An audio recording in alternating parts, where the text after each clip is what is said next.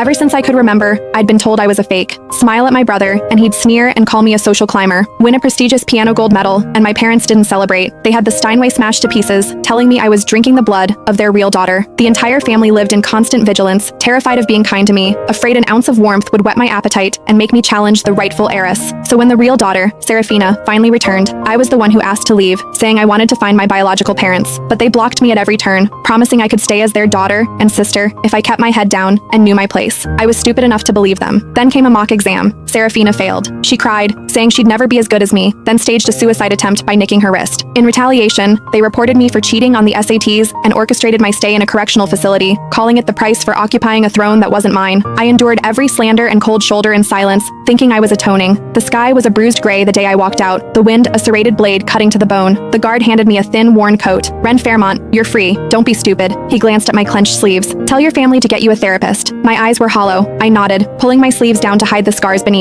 I'd served my time, paid my debt. Now I could find my real family. I hadn't walked 10 yards when a black Rolls-Royce pulled up, hazard lights blinking. The window slid down, revealing Rowan Fairmont, Serafina's loving older brother, his gaze cold and clinical, just as I remembered. Ren, get in. We're going home. I ignored him, walking toward the bus stop. Just as I reached the steps, a hand clamped onto my shoulder with bruising force. I was yanked back, my spine slamming into the car's icy metal. What are you doing? Throwing a tantrum like Serafina used to? Trying to make us feel guilty? Rowan loomed over me. Did 2 years in a cell teach you nothing but theatrics? Since going to prison, my brain felt like rusted clockwork. Slow, heavy, grinding. I stared blankly, taking time to process his words. Finally, I shook my head, pulling a frayed, folded paper from my pocket.